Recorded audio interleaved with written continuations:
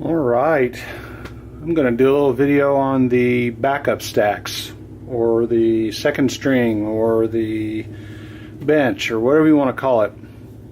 This is the vinyl that I've either played and haven't put back up, pulled out to play and didn't play, pulled out to play, played it, and said, yeah, let's not leave it out. So it's kind of my lazy backup pile. I thought I would go through it real quick. At the front here, obviously, Joni Mitchell, Hejira. I bought this used, I guess back in the summer. I have it on CD. Great album. I'm a huge Joni Mitchell fan, so I have a lot of her stuff. Gordon Lightfoot, if you could read my mind, about this used, I think, back in the summer. Bought this because of Joe Collins mentioning it and talking about being a good album. And it really is. I like it a lot. It's kind of folky. I don't know. It's got a real good sound. Some interesting texture going on in the music, and he's a great songwriter. Some of this stuff I've covered before in other videos, so I'll try to keep it short if I can remember that I've covered it. Michael Hedges, great solo guitarist. Unfortunately, he's not with us anymore. This is on Windham Hill. Pete Townshend's White City. I remember this from back when I worked at the record store in the 80s. We played this record a lot. I liked it a lot back then. I saw it used, went ahead and picked it up. Sort of a sentimental purchase. I'm not a huge Pete Townshend fan. That's not to say I don't like Pete Townshend. It's just that I'm not a fanatic. But I like his music and read his autobiography and found it very interesting. Everything But the Girl, Love Not Money. I pulled out a series of Everything But the Girl albums because I was listening to Eden and decided to check these out, and really I think I played some tracks off of this and lost interest, so that's why these are out. I covered this in another video. This was a used purchase this year. I've listened to side one of this. It's good, interesting stuff. I just haven't been able to get like fully into it, so that's why it's still out. Did I say what it is? John McLaughlin. Alex DeGracias, another Windham Hill artist. He's a guitarist. Pulled this out just I've had this record since it was released in the 80s. Just wanted to see how I like it now, and I like it. Wasn't totally turned on by it, so it's sitting here to be re-listened to at some point. Keith Jarrett, Arborzina. I've listened to about half of the first side. This is kind of interesting. I need to get back into it. I just couldn't get into it today.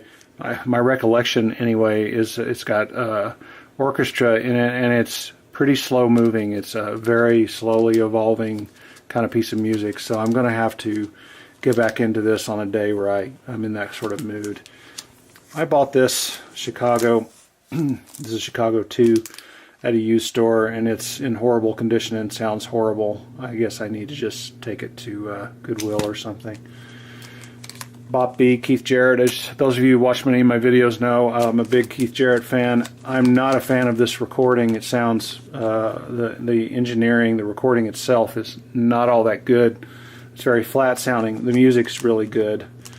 So I'm keeping it for that reason and because it's a Keith Jarrett album. I'll go back to it eventually, but I remember my impression being I was really disappointed in the recording.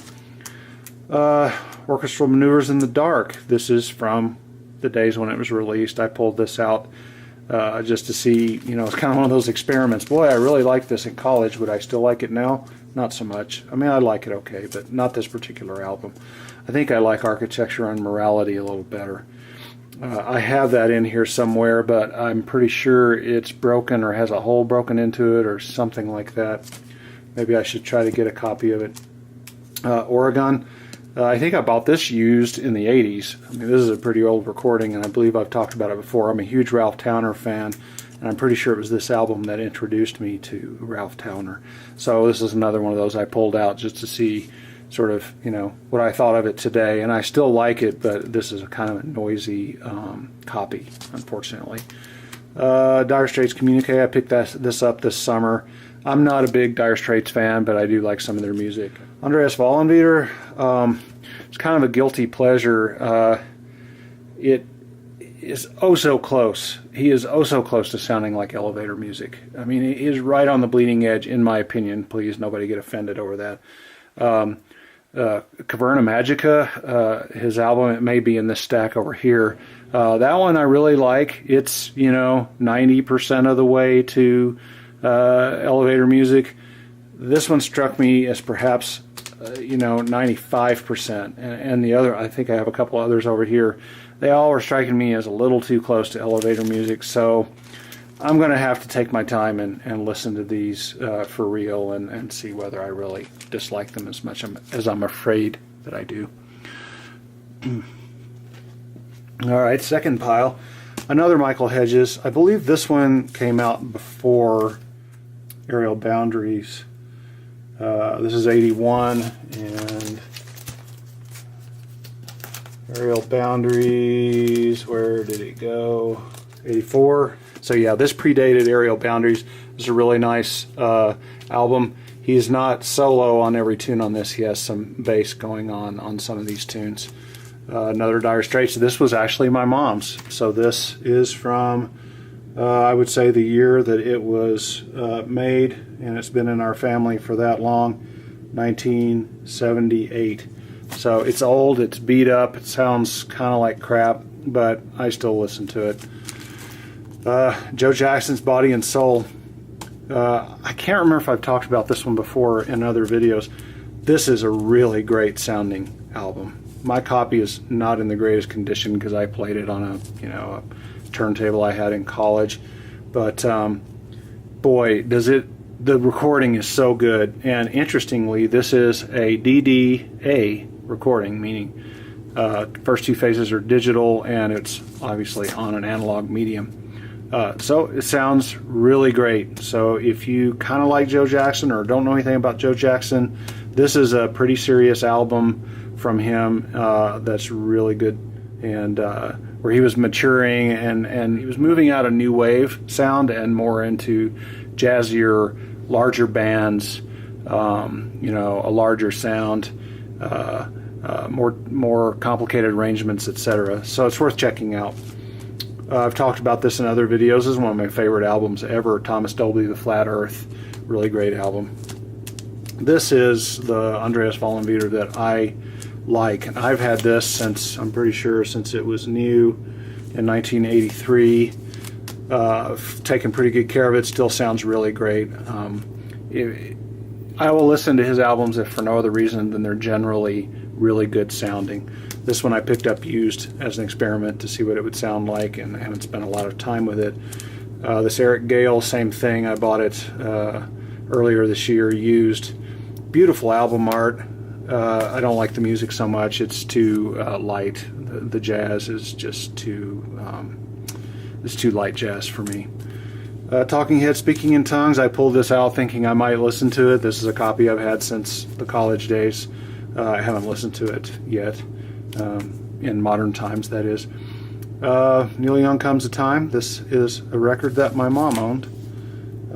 So that is from 78, and probably is from those days. Peter Gabriel, So, obviously. I pulled this out because I had listened to a couple of cuts from it at my high-end audio dealer, and it sounded phenomenal. I wanted to hear it at home, and then I never put it on. Tears for Fears, The Hurting. It's a really great album. This is another one I've had since college. I pulled it out, as I've said many times, to see what it sounds like to my adult or my older adult ears. Still really good music. I enjoyed listening to it. Gary Burton Quintet. I pulled this out to see if perhaps my taste had matured enough that I could get into it. I think the day that I put it on, I was not really in the mood to get into it, so it is still in that I'm not sure if I like this status. Same deal with this. This is very spacey. This is on ECM, and so is this. Barra Phillips. I've had this since the 80s, and it's interesting, but I can't sit down and listen to all of it. It's very spacey on jazz, atmospheric jazz. I pulled this because I like Ralph Towner. I've had this in my collection since the 80s, and I haven't put it on to listen to it. Again, this is one of those I want to see how I respond to it now. This is my brand new copy. It's 180 gram vinyl. It's Tales from Topographic Oceans by Yes. And it's too bad Yes didn't have better engineers in the day, because I really like their music, but I don't really like the recordings that I hear of their music. So this sounds okay, but not really great. Group 87, if you have ever heard of Mark Isham, this is a band that he was in before he went solo, if I have my memory correctly. And this is sort of an electronic instrumental album from the 80s, and it's, I've owned it since those days. Pulled it out again to see how I respond to it today. Fairly positively. The synthesizer sounds are dated, but still pretty good stuff. The Cure, Happily Ever After, which is a combination of 17 Seconds and,